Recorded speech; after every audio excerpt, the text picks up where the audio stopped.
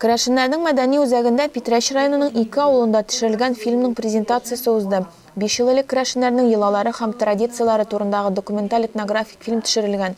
Аның нәтиҗәсен питрәчлеләр үз күзләре белән күрә алдылар. Бұл фильмны төшерергә безнең Кәвәл авылына килделәр.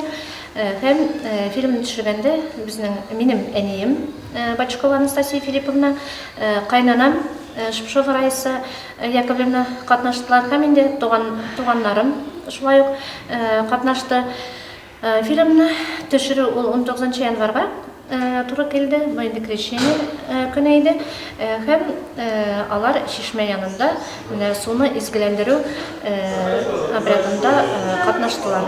Этот фильм называется «Керәшен анасы». Фильм «Керәшен анасы» дип атала. Бу традициялар һәм йолаларны авылларда саклап килүче хатын-кызлар турындагы материал.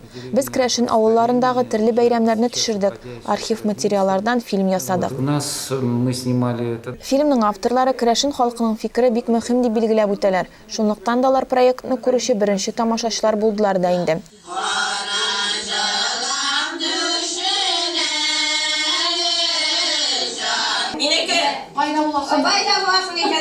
Аллаға шүкір. Бүгінгі күндә яшьләребез катнашкан мероприятиеләребез бар. Бик матур менә су китерү күренешләре, тагын нәрсәләр, бәлки арага тыгып җибәрү мөмкинлеге бардыр шуны. Девамлы булсын бу эш, бик матур эш. Рәхмәт сезгә.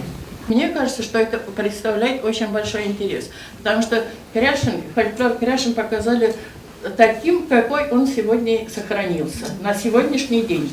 Я сразу почувствовала родной дух даже вот как эти вот пошли отрывки, понимаете? Значит, есть там, если я это почувствовала, если я уже уехала оттуда более 50 лет тому назад, и я этот дух почувствовала, значит, это там есть. Значит, спасибо авторам, что они вот это нам собрали, сделали.